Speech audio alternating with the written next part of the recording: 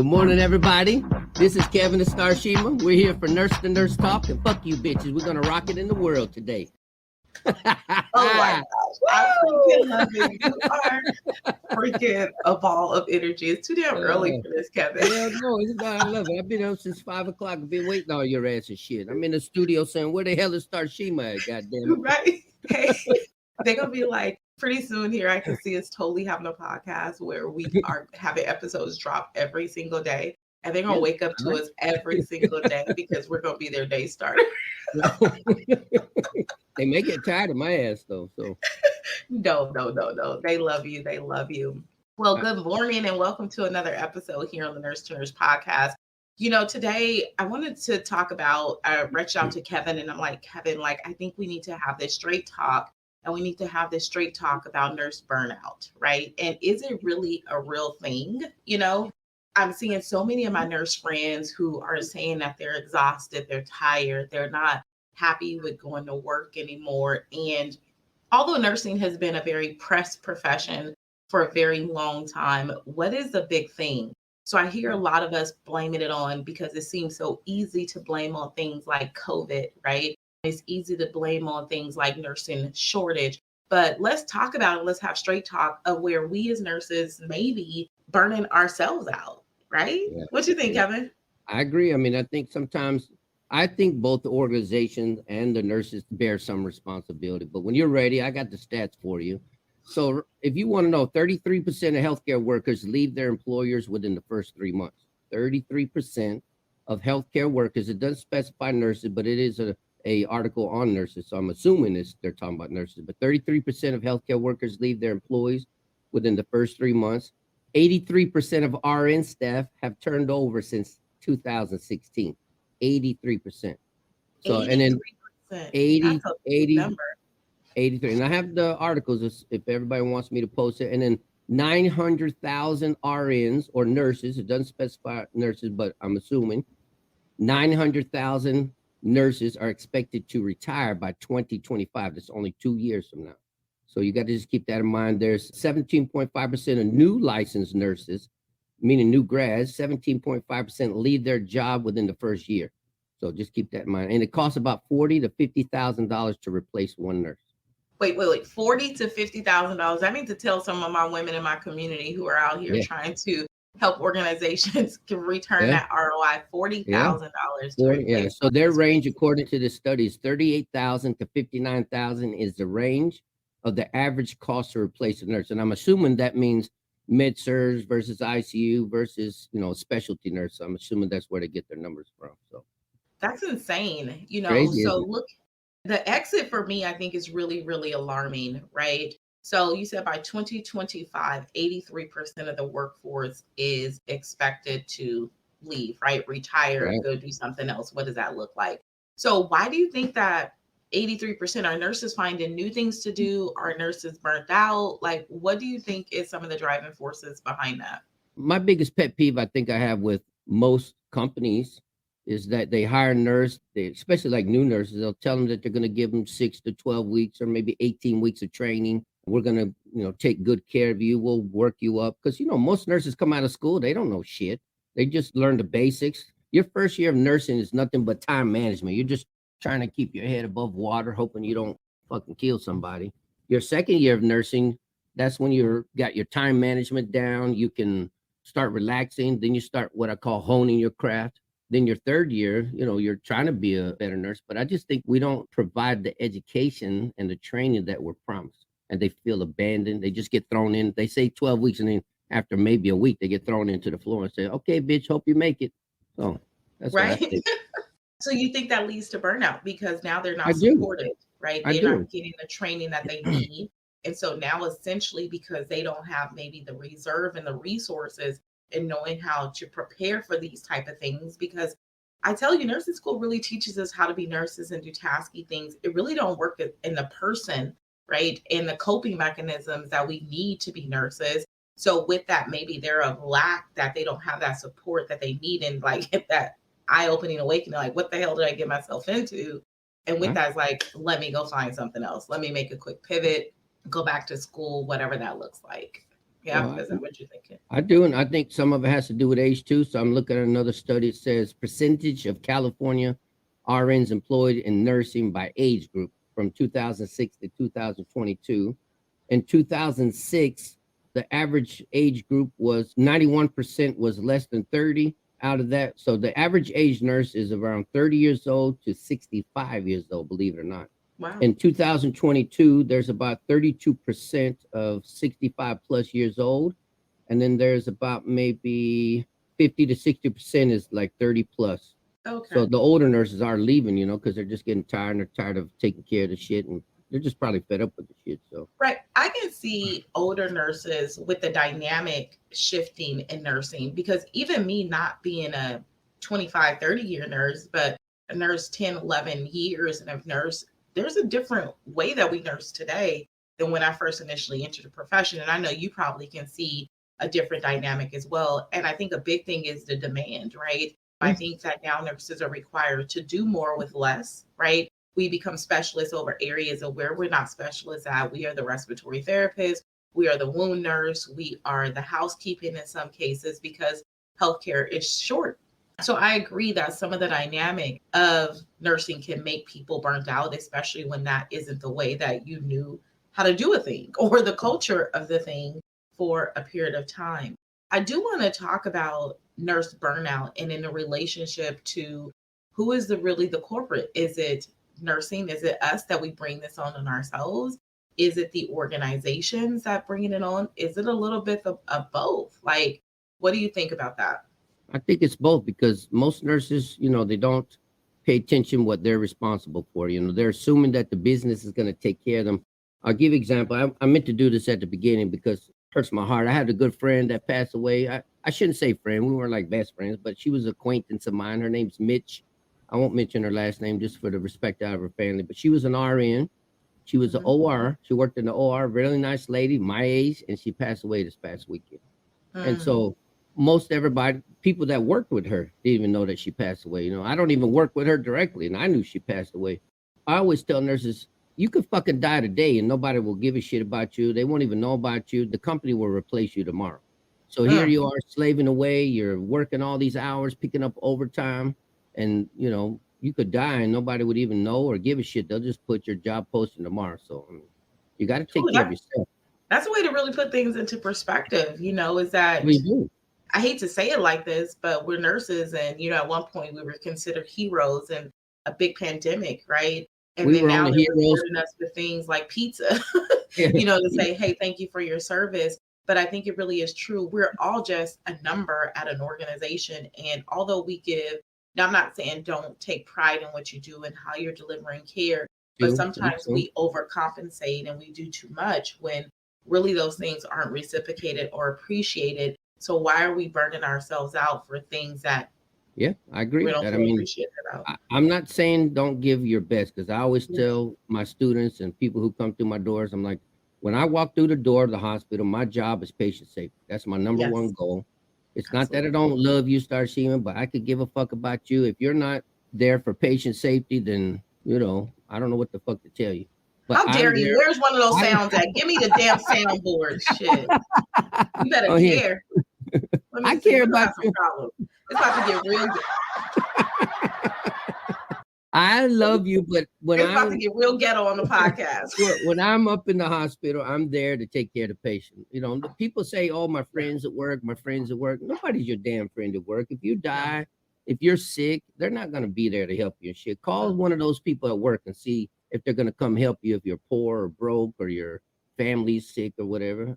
I don't know anybody that I could call except my wife, who would come and help my ass. She don't even come. I call her on the phone and she don't even answer my damn call. So I tell her, if I'm dead on the road somewhere, I won't be able to get a hold of you. And she says, well, if you're dead, you won't be calling me. I'm like, what the fuck? Well, she can say she has a valid point. Whatever. That's some fucking bullshit, man. Pick up the fucking phone and answer, man. But I pulled up a thing from the board, because most people don't know this. Speaking of burnout, and this is why you get burnout, and it'll tie into our next podcast talking about ratios and stuff. But the board has this statement that they put out. It's just most nurses aren't aware of it, and we can post it if you want. It says, RN responsibility when floating to new patient care unit or assigned to new population. You understand what that means?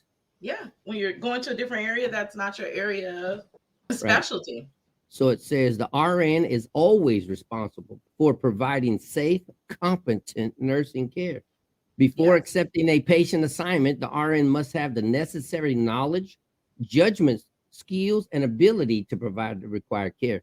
And it doesn't matter if you're in a new assignment, like if you're a new nurse fresh out of school, Mhm. do you have the knowledge, judgment, skills, and ability to provide safe care? Are you competent as a new nurse? You ask me, are new nurses fresh out of school competent to do all of that? No, absolutely not. It's I like mean, you gave what the years that it takes to become a great nurse. And even at that, like there's some things that I have not seen, that I have not done, even right. in the time that I spent at the bedside. And I thought I was pretty amazing. So no. So it says here, the Department of Health Services, Title 22, it says these regulations are in addition to the Nursing Practice Act. Registered nurses and patient care personnel who may be temporarily redirected or floated are required to undergo the process of competency validation for their assigned patient care. What does it mean, the process of competency validation? What does that mean? Well, you have to have some type of check off or something, right? Something has to Right. prove you're competent. Right. Assigning only those duties and responsibility for which competency has been validated. And then the RN who has demonstrated competency for the patient care unit is responsible for planning and implementing the care and coordinating the care by LVNs or unlicensed personnel. Okay. And it's Go go ahead. ahead. Well, No, it I was just says gonna say, so what you're unpacking here is basically that we as nurses, to help with our own burnout, we need to know what we are entitled to, what are our rights as nurses, to make sure that we don't take on things that are not ours. So we need to know how to speak up and use our voices, and not doing it in an insubordinate type way, but in a way that it's is safe for the protecting patient. us. Huh? No, it's you got to use the correct words. It is safe for the patient. Is it say okay, safety? There you go. Pull me up then. Well, because that's what the state regulators use there. Or what, start seeing what are you and your staff doing for patient safety? That's the True. words they You're use. right. So why not use it back on administration? Because the next line ties into what you just said. RNs who have not completed a competency validation for the unit cannot be assigned total responsibility for patient care, including duties and responsibility for planning and implementing. There's another statement that goes on that says if your charge nurse or your director or your manager, whoever assigns you this, does it without you being competent, they can be reported to the board as well. Are you in the healthcare field, or would you like to learn how to save a life? Let Central Valley Medical teach you today. We offer CPR and first aid, IV therapy, ACLS, PALS, NRP, and more. Visit us at www.morethancpr.com or call us today at 559-765-0306. We do more than just CPR. Learn to respond to a code, not react. There's another statement that goes on that says if your charge nurse or your director or your manager, whoever assigns you this, does it without you being competent, they can be reported to the board as well. Woo! It's just most nurses aren't aware of this. They Yeah. think that they have to accept assignments that, are beyond their skills. And I think they get overwhelmed. That's part of the burnout because they don't feel supported. That's things we don't always learn in nursing school. Those are the things that we have to pull ourselves up about as we begin to grow as professionals. So Yeah. I, totally agree. And I think when we don't understand these things, then we begin to take assignments and get into spaces where we feel unsafe with delivering care, but we still give that care to our patients because of the fear. And then next thing you know, the mental exhaustion that comes secondary to it, the physical exhaustion, and doing that day in and day out because of the demand of organizations, then you eventually lead to burnout where you feel overwhelmed. You're getting anxiety before you're coming to work. You don't want to go. You're getting palpitations, all the things that come out that manifest secondary to burnout. Yeah. Well, some of that too is nurses working 2 or 3 jobs. Like, I won't mention his name, but I like the guy. He's nice. Him and I first didn't like each other when we first met because he was very straight laced, and I'm a prick. But him and I have grown closer over the years. But he works 3 or 4 12-hour shifts or 14-hour shifts, came to class all day, goes to sleep, goes back to work. And is that healthy for him? Is that safe for the patient? We're working 2 or 3 jobs because we want to live this fancy lifestyle, and then we bitch that the organization don't care. But I mean, you're burning yourself out too because you're working too much. Quit working Yeah. 7, 8. And most people don't notice, but if you work, let's say you work 3 shifts a week, because that's what you're required to. And they say, hey, Starshema, come in. I want you to work an extra shift. If you pick up an extra shift at that same job, it puts you into a different tax bracket. And now you're paying more in taxes than you are really bringing home at that shift. If you really want to bring home more money, you should get a part-time job and just work 1 day a month extra, and that you'll keep more of your money. But when you pick up extra shift or I'm not a big fan of bonuses. Like, fuck bonuses, because what happens when you get a bonus, you know? They tax you more. You get almost all of it goes to taxes and shit. So I mean, just stop working so much. Like, take care of yourself, you know?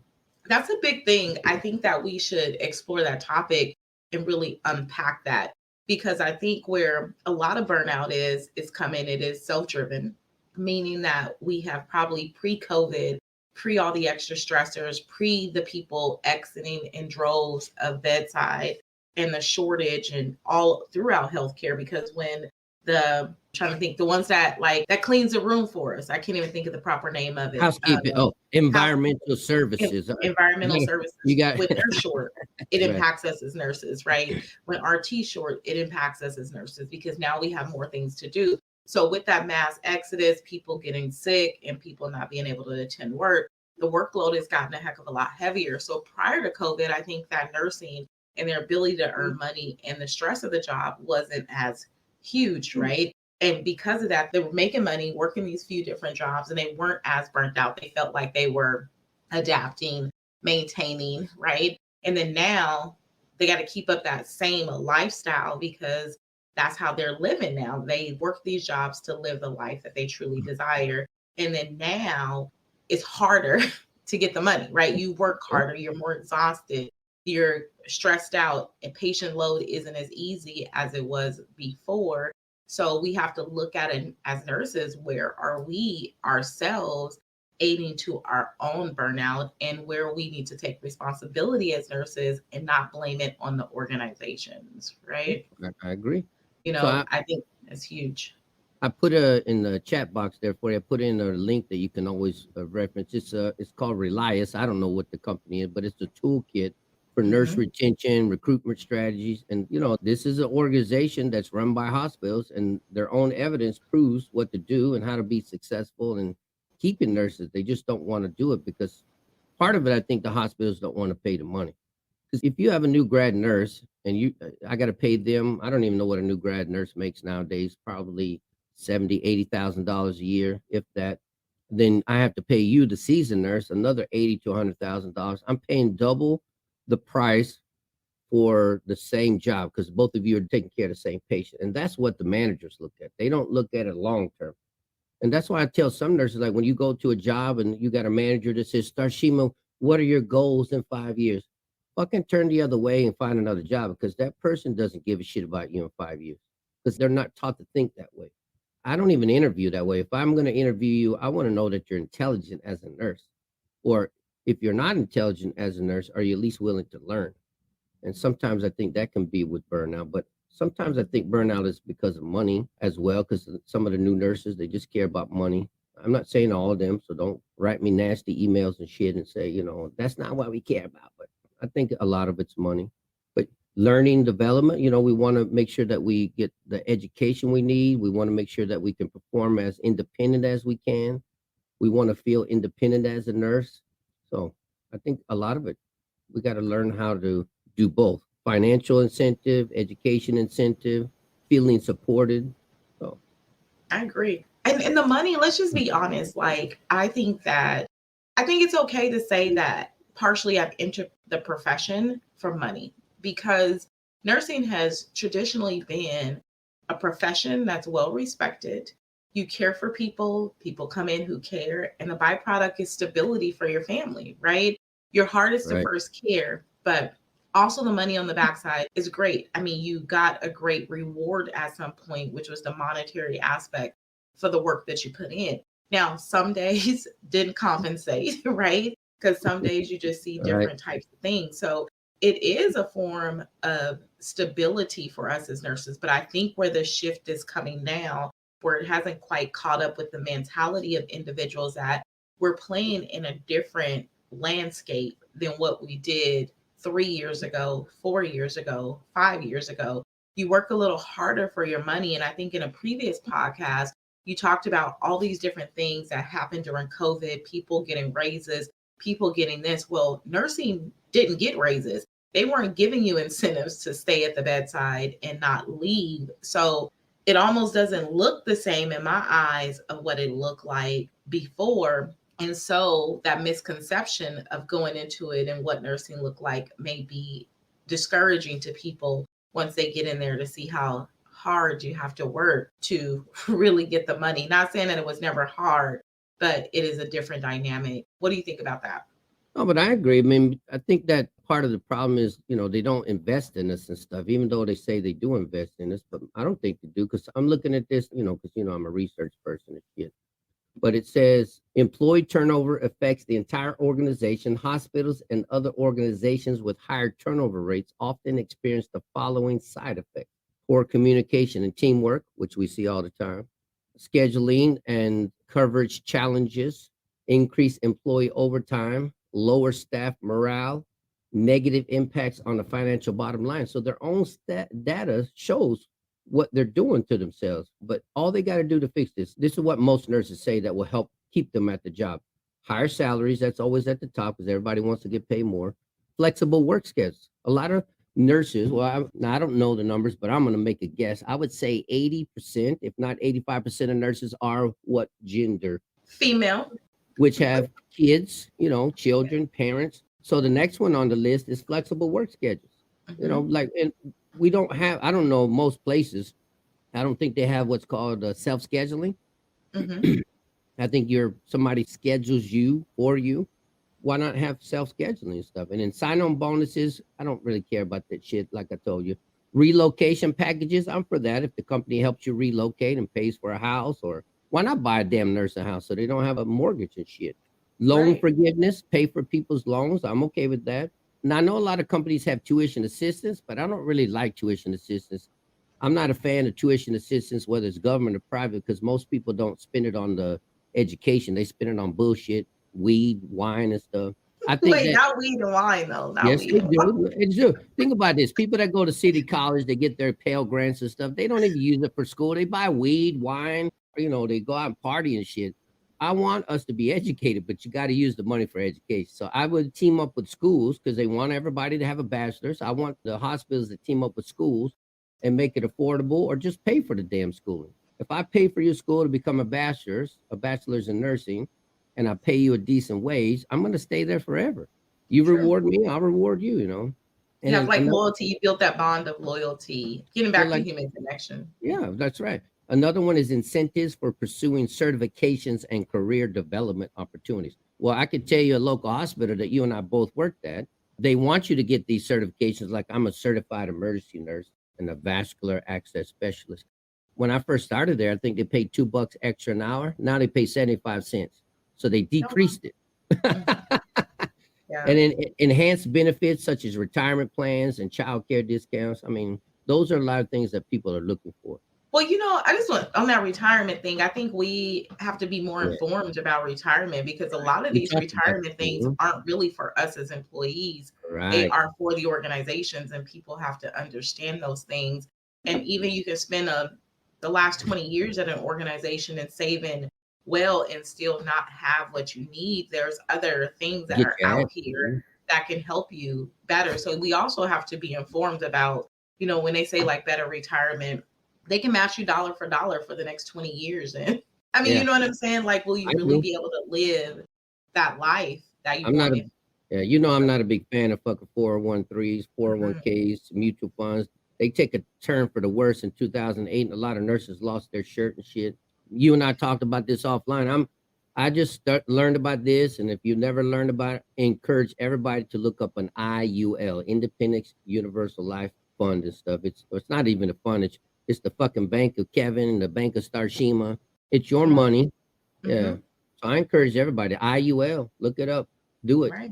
Quit And the putting your crazy thing fucking is money. that some of these large banks where we put our money at is doing the exact same thing with Yeah, our that's money right. into these That's what all the accounts. that's what all the rich people are using.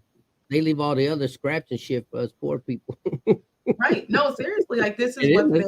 what they're doing, and Yeah. we have to be more informed. So I don't know when it comes to that retirement thing. I don't know if it'll ever get better, even if I put the max away that I could put a year and they Yeah. match me dollar for dollar. Will it still Right. give me or grow me and let me live a decent life?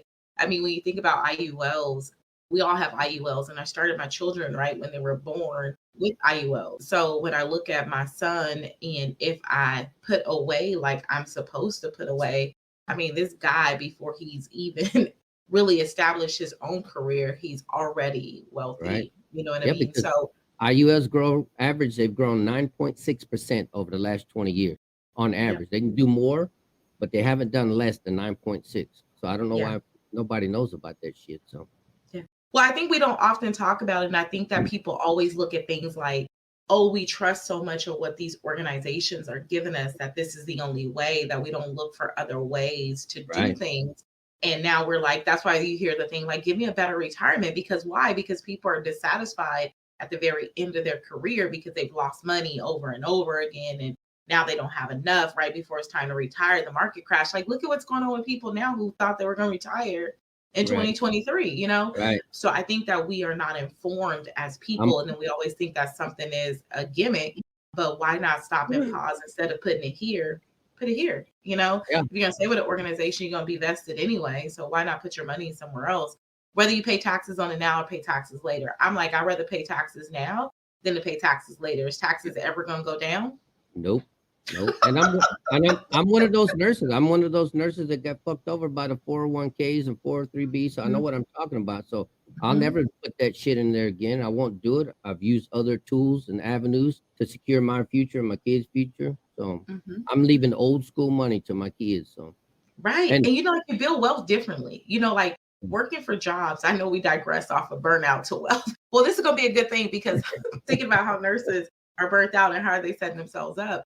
But working for the man, even if you got 5 and 6 jobs as a nurse, I was blown away when I had heard one person say they worked 6 jobs. I'm like, how the hell do you great, do it? I'm just exhausted by you saying you worked six right, jobs. Like right. something isn't right, I you don't know? want to work fucking 6 jobs and shit. Right. Well, And like if that's that's the case, how you ever get wealthy? Working 6 right. jobs, you'll never be able to enjoy your money. Yeah, Fuck but that. Like, that's because a lot of nurses and most Americans. There was a study that came out. People that make $100,000 a year in America still live paycheck to paycheck. How the fuck is that yeah, possible? Part of right. that, though, yeah, but part of that is because you're living beyond your fucking means. You won't Yeah, take care and change the way your lifestyle is too. right. We got fucking fancy cars, fancy houses, fancy clothes, fancy shoes. I got the top 6 reasons if you want to hear them. So, what makes a nurse leave? Leaving Mhm, can be based upon several factors, but the top reasons cited from nurse.com survey in 2021. Number mhm. one, I fucking can't believe this. Number one. Are you What ready? is it? What do you think it is? Job satisfaction? Dissatisfaction with Dispatch. management. Come And on. that's no fucking surprise. And then No, it's not at yeah, all. yeah. Number two, better pay elsewhere. Uh-huh. Number three, I'm not sure what this means, but I get it. Maybe it's because it's what we're talking about burnout. Number three is lower mental health risk. But the problem is, even if I brought in a psychologist or a psychiatrist into the floor, because that's what the Mercy Nurses Association was talking about doing. They want to get a psychiatrist or psychologist to come into every ED to help the staff as well. But most people said they wouldn't talk to them because they're afraid that somebody's going to be looking at them like they're kooky and shit. Because we But don't here's the talk thing about though. mental health. Let's unpack this for a minute though. So when you think about the things that emergency room nurses see. These are the things that we don't talk about. I tell my students sometime in the classroom is, you know, like no disrespect, but it's almost, and I don't know exactly what it's like to be a veteran. I just hear the different things, right? When we go through these situations, right? And then we're just lean to our own coping mechanisms to be able to get ourselves through. And then it just builds up and builds up and builds Yeah. up inside of us until it breaks. Let's be honest, Wait, wait, Kevin. wait. Do you know when it breaks? It's like a threshold breaking point, and Yeah, sometimes you never know when it's coming. yeah, but usually it happens when you're older, like an older nurse, because when you're young, you work a fucking 5 or 6 jobs. Once you True. get over 40, like you notice, once you get over 40, you're like, fuck this, I'm not working 5 or 6 jobs. You Yeah. start slowing down, and now your brain has time to catch up. Yes, that is true. Because I felt like I went through a little bit of that. I don't know if it was health related, but it was just It's both. all of it started to come back Yeah. during COVID. It really came Yeah. up. And I think about the times as an ER nurse, like y'all just give me a minute. Like it's been times I had a patient who's coding in a room. I have to walk out of that room like I wasn't coding a patient, whether they made it or not, walk into an ankle pain room just as if nothing happened 30 seconds ago. Yeah. Get to the next room, bitch, and hurry the fuck up. You're slacking. You know what I'm saying? And in between that, I had to learn how to push those feelings underneath the rug. And nobody dealt with those things. And you know, those debriefings that they talk about that we're supposed to I've have. never had one. I've never had one in 30. I've never had one in 30 fucking years of my medical career. Never had one debrief. Right. They're full of shit. Right. So I feel like as the world is waking up, when you're talking about lower mental health, I want to go to a place where my mental health is not going to be disrupted to that capacity and it's not going to not be supported. Because I think we really got to support our nurses. And I think that's why some nurses are experiencing burnout, because we don't talk to you about these things. People think they want to go be an OR nurse and a trauma nurse and it's just fast and it's adrenaline. Well, a lot of days, a lot of people don't make it while you're caring for them. Like, how do you deal with that? You know, how do you unpack that? You know what I mean? If nobody's doing that help to help you with that, then one day, once you step away, you like, shit, you got anxiety, you like healthcare, is something happening to me? Am I dying every time something go wrong? You know, it's just crazy. I don't think nurses would want to talk and admit that they have anxiety or having anxiety attacks, because people would see them as being weak. If you talk about, oh, I got anxiety attacks, so suck it up, you're fucking okay. Just unless you've ever experienced an anxiety attack yourself, you have no idea. Because I was one of those nurses that if you had anxiety or talked about anxiety, I'm like, you're fucking stupid, bitch. Put some fucking Robitussin on and get your ass back to work. But the first day I experienced a true anxiety attack, I was like, oh shit, now I know what the fuck they're talking about. Like I have suffered real anxiety attacks. Now I don't take medicine. I went to counseling. I learned to talk about it. I stopped having 20 irons in the fire.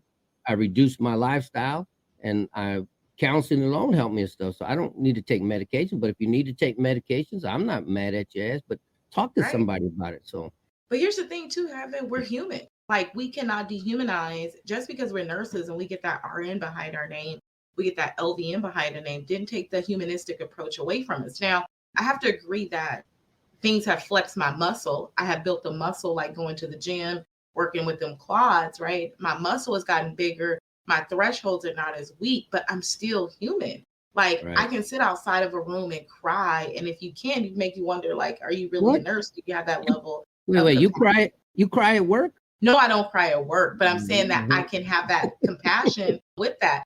But it's been times that I came home and like totally like, what the hell just happened? Okay, but why can't you cry? Yeah, but why can't you cry at work? I think for me, I am just one of those strong people. No, I think you're full of shit. I think you hold it in because you don't want people to see what. Not that I'm weak. Well, probably at that time, because I hadn't done the amount of inner work that I've done today, it probably is like I'm trying to be strong for the family who I'm caring for, or this. But I'm not saying fall apart and cry in front of the patient. I get that, but I mean, what's wrong with walking outside in the hallway, sitting down and crying a little bit? Nothing. I've probably done that. Yeah. I've probably done that from the stress of a day, from a patient dying, from, you know what I mean? Like, but if somebody saw you, what would they say about you if you was on the floor crying? They probably would see that I'm human, because I've seen it from. I disagree with that. That's why we have our nurses eating their young, because those bitches look at you like, oh, look at her, she fucking can't handle it. I think they would eat you up and shit. I don't think they should, but I think that's what they would do. I think they would look. You know what I think about those kind of people today? That they have some level of insecurity within themselves. I agree with that. They need to pull the butt plug at their ass and shit. Yeah. Because, you know, I've had nurses that sat at my bedside, Kevin, when I lost Yari. Some of the nurses I work with down in the ER, you know, some nurses who were like friends to me, have been on this journey with me. They sat on my bedside and cried. Let me tell you about those nurses. I will never, ever forget that nurse. I know that nurse had a heart. I know that nurse had compassion. Yeah. I know that nurse felt what I was feeling at the moment. Did I feel like she was weak? No, at that moment, they made me feel every bit of human, right? Totally and agree. I appreciate them immensely, and they know who they are, you know, and I would never, ever forget them. I feel like my other children are like a part of them. Like I know God gave them to me, but they are so much bigger than me because I've had people along the journey. So that level of being human, yeah, don't be weak and break down at the patient and be crying more than the family is crying at the bedside. Now, come on. Whatever. But don't be afraid to be human. Like, now don't be that damn weak. Come on. No, but I agree with it. I mean, look at me. I'm going to tell you this. Now, I didn't know that story. I learned something about you this morning, but my mom, I have an older sister that died when she was 4. Now I know you, my mother. I won't tell you, but there's another nurse that we worked at St. Agnes. I think she lost a child too. Anybody that loses a kid and still fucking is standing upright and moving forward, I mean, I'm in awe and shit because I have no idea what the fuck I would do if one of my kids died. Like, that's my worst fear. Like, I'd probably shoot myself and shit. I know that sounds terrible, but look at me. I gotta give you this. Yeah, I would, because I don't even know what the fuck I would do. But you got to be real with your patients. A lot of people, I share my life because, I got the shit kicked out of me as a kid, but I share my life with my family. I mean, not with my family, but with my patients. So I'm trying to be real and connecting with them because I'm no different. I'm just a fucking person like them. Yeah. So, I mean, that's what patients want. They want you to be real. So that way you can build that connection and they can understand that you're human as well. Right. So, yeah. And I think that could burn people out too, is like not allowing themselves to be human. Yeah. And they're using so much mental exhaustion to try to be strong instead of just being human at the bedside, holding a person's hand. It's been times that I have patients come in after I lost Yari. I have patients who come in. I held their hand with tears held back in my eyes. Not every time did I feel appropriate to share my story, but I allowed myself to be human, even if I was triggered in a moment, to be able to show a greater level of compassion. And that helps with healing. But when we don't become human, we burn ourselves out because the mental exhaustion is so huge, right? Mental exhaustion is huger than physical exhaustion, I agree. So when we don't be human, we are burning ourselves out. Be more compassionate for the people. Love on the people. If you're triggered because of life experience, learn how to lean in and heal in that moment. Because the patient may impact. The sharing with the patient may heal you and stuff. Maybe they'll reach out and give you some empathy back, and it'll heal you. That's why I share my life, because I'm no different than you. You're no different. We just have different experiences, and we have some more fucked up things than each other, but we can share and learn from that and stuff. So. Right. And I mean, and it's just different dynamics, right? We all got, I think, a level of mess within our lives that we are all healing through, because if life was perfect, what would be worth living? Right. You know what I mean? I think my about motto, some of the toughest times. Yeah. My motto is ride it till the wheels fall off. Right. You know what I'm saying? Like, let's roll this shit out, And I think that helped me sustain for a lot of years at the bedside. I think for me, I learned when I was done, and I learned when I was probably burnt out at my capacity. And I think that's something that we all should understand, as well as our thresholds, because when we don't understand our thresholds, then patient safety is in compromise. Because if you're anxious to come to work, you don't want to be there, you're tired, you got other things on your mind, are you really in tune with the patient? Right. And is safety going to be compromised? I think it would be if you're not, if you're not paying attention, you're not, in tune with what's going on. So, like the Redonda Vault, right? Was they blame things on the organization? I'm sorry, I brought it up in another podcast, but I think it's something that's so in the news that people can relate to. And we say, burnout, staffing shortages, all these things. But where did I don't side with? I don't agree that she should have been let off. I feel like it was her responsibility, regardless of where people may have identified that the organization could have done better. Okay. Well, I'm just going to agree. I'm just going to say that. Look at me. On that case, a lot of people got their news from Facebook, Instagram, but if you read the CMS report, I don't agree that she should be tried and sentenced as a murder, because that sets a precedent. That's the only thing I don't like. Right. Now that a nurse makes a mistake, we're all fucking in trouble and shit. But I do think that she should have lost her license, because in hindsight's 2020, there was a video of her in 2017. I had downloaded it, but I guess I deleted it because I can't find it. But she was not remorseful at all, and she was an ICU nurse that had experience 8 years, and I think she just totally fucked basic nursing up, and so she should have been punished. I just don't think she should have been convicted as a murderer or whatever, first degree, whatever. I don't remember what it was, but the judge let her off anyway. But I just think that she probably should have lost her license and kicked to the fucking curb because she was a deep. So right. But was she stressed out? Was she burnt out? Was those the reasons that we wanted to say led to the error? But where do we no. have to recognize that maybe today wasn't the day? I need a mental health day, Yeah, and I I need mean, to stay home. I mean, you're right. She may have been burnt out and stuff, but if you are, then you got to recognize that and say, "Hey, I need some help." You got to learn to say no. I can't do this shit on my own today. I need help, but people won't do Exactly. that because they feel like they can't say no. All But right, I so think that when we're at those stages, we need to recognize it, because if not, you can lose everything by not just saying no. You run the risk of losing your job or being insubordinate, or whatever that looks like a write up, if it's right, even legal or able to right, do, versus costing someone their life. So I think it's our right, responsibility to right, recognize when we're burnt out and right, pause, like you said, and say no. Like no right, is a full boundary. right. Yeah. Today it ain't happening because I don't want to kill nobody. No, So, hell no. Like that's my biggest fear as a nurse. I think I was always so scared that I didn't want to ever kill anybody. right, me too. I don't want to hurt nobody. So I'm gonna give you the last three. So we talked about this. Yes. Okay. This Sorry. I will no, digress on that no, mental thing. Go ahead. hey, that's another fucking podcast. All right, so Yeah. this I'm gonna go back over them right fast. So dissatisfaction of management, better pay Mhm, elsewhere, lower mental health risk. Number 4 is more flexible hours, just like I said, mhm. because most women need it because they're raising the kids. Women are awesome. Yeah. You guys run the world. You just don't fucking realize it yet. Lower physical health risk. Lower Mm, physical health risk.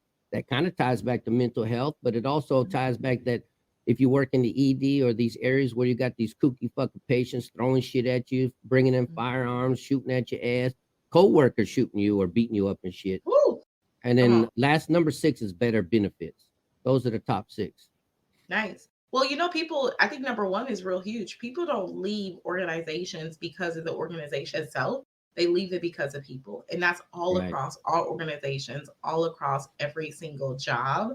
I feel like in some cases, we need to do a better job with selecting people who go into management and making sure that they have real management and real And leadership type skills when they're selecting those people, because listen, they're it's not losing some gonna good happen. people. I know, but it's not gonna happen. Like, I'll give you personal experience, and I'm not gonna mention names, but you know me, I'm the nicest motherfucker in the world.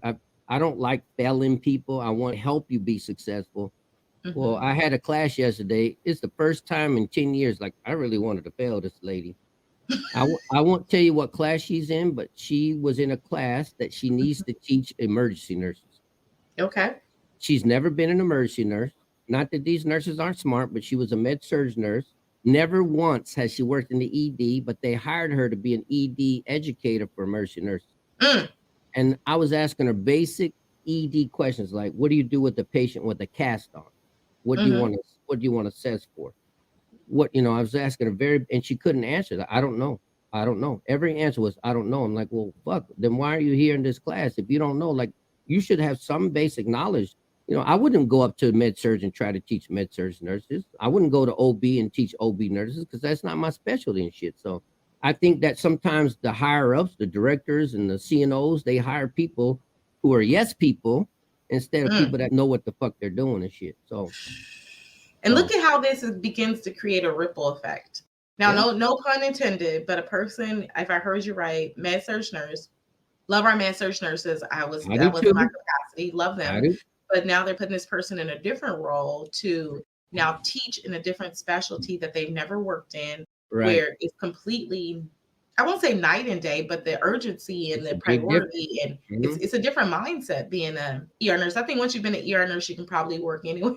Okay. But that's just my bias. But it's really hard to transition from things like med surge to ER, because it's a different level of priority there, different things that you're looking for versus up on the floor after they're already there and semi-stable, right? In your Okay. case. So that Okay, is but really interesting. I'll give you an example. I don't want to put you on the spot. If you don't know it, you don't know. But what is the mnemonic RICE? RICE. What does that mean? Rest, ice, compression, elevation. She couldn't even tell me that. That's basic nursing. See, so and I'm not trying to be mean, but I'm like, fuck, if you don't even know that, we're in trouble and shit. And how are you gonna go train? And she admitted it. I've never worked in ED. I'm not an ED nurse. I don't know anything about the ED. And I'm like, then why? And I'm not mad at her. I'm mad at the people above her. Why the Right. fuck would you put somebody like that in the educated position? You're setting her up for failure. And then But you're you going to set the get, organization up for failure too. well, yeah, but you're setting her up for failure because she's going to go down with these seasoned ED nurses and she's going to look stupid to us. And then we're going to think she's dumb, but she's not dumb. She's probably smart as shit. She just Right. doesn't know that specialty. It'd be like me trying to go up and teach L&D nurses how to put on a toe coat. I'm like, Right. I don't even know where that motherfucker goes. And what the hell does toe coat mean? Like, where's the fundus? What is the lochia? I mean, why would you do that to your staff? But that's a management decision. Right. So Yeah. I just don't get that shit. Now I do But get it because they do it because they want yes men and yes women. okay, but let's back up. Where was that nurse's responsibility to know that Just she to could not fucking say fulfill the job? no. Yeah. Listen, this is not a role for me. I can't do this. It's not that I can't do it, but I'm not qualified at this moment. And I told her that. I emailed her and I said, listen, it's not that I don't like you or nothing. It's not, don't take this personal, but you sucked ass in class today. Here's what you didn't do. I said, I think you should work as an ED nurse so you'll know the process and see what to do as an ED nurse before you start teaching people. I agree with you. Go be an educator on med-surg. She's like, oh, well, I was an educator on med-surg. I'm like, well, then go back to med-surg and educate, or come to the ED and work as an ED nurse and then transition so you're better at your job. Because, Yeah. you don't want to teach people incorrectly. And it's a different, it really, really is like a different dynamic. It's a different world, just as it's a specialty. Right. It's a So, specialty. and I think that we have to learn how to say no to and not take the money and realize where we're really not qualified. And I know there's a big thing with women where we don't really apply for jobs, or we really have to feel like we're qualified or overqualified. Yeah, to but be look at me. able It goes back to the 3 things we talked about in previous podcasts. Right. Yeah. What But is I think it? it's also important to think about when you really aren't qualified and someone may approach you about a thing because it sounds good, that you know is having a good full boundary. Like, I'm not ready for that yet, but let's do this and get me there. And maybe I will be there. I think that Yeah. that is important and accountability for Yep. us to understand, That especially goes- when it comes to nursing. But that goes back to our previous conversation. They may say, okay, Starshema, don't worry, we'll train you.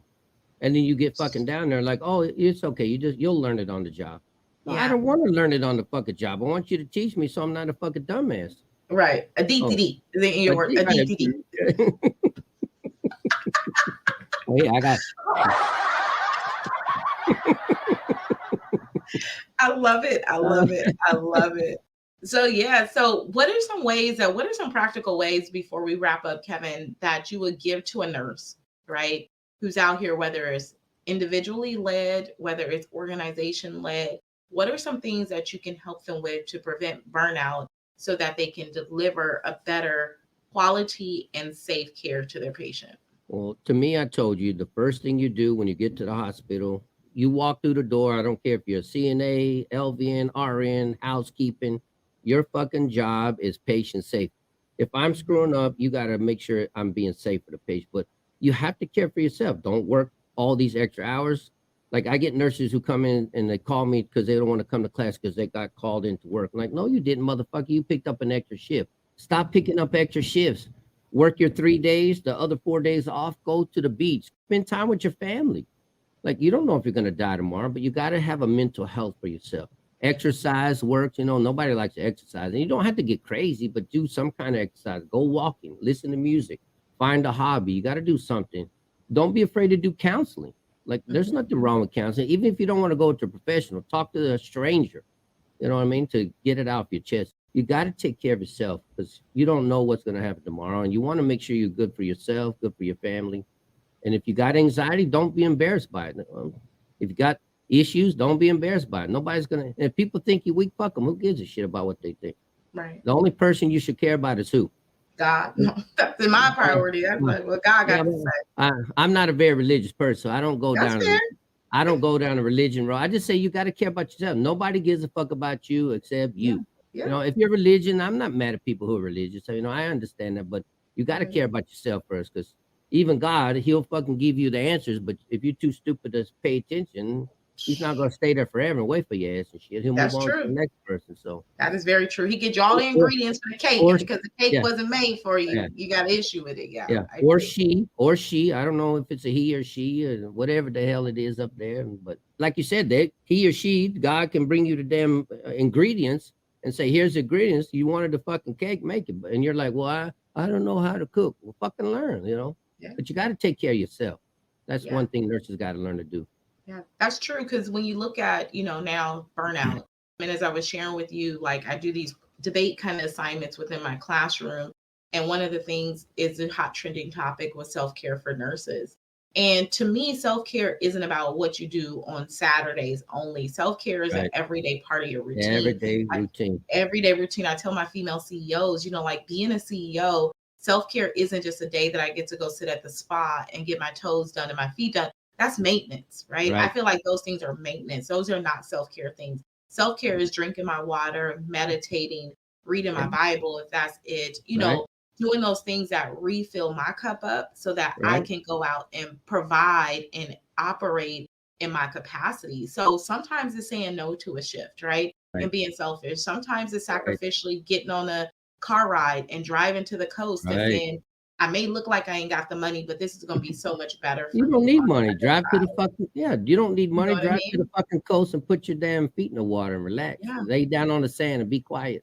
Yeah, absolutely. So putting those boundaries in place, I think those are ways that's going to help you prevent from burnout. Knowing, as Kevin, he gave some good things around and stats and our rights as nurses and our things that we can technically say no to, whether or not you knew that you can say no to it in a safe and legal type way where you shouldn't have any retaliation. That's security for you, is knowing these things is security, because now you're able safely to say, no, I'm not going to take that assignment because it's a patient safety issue. Right.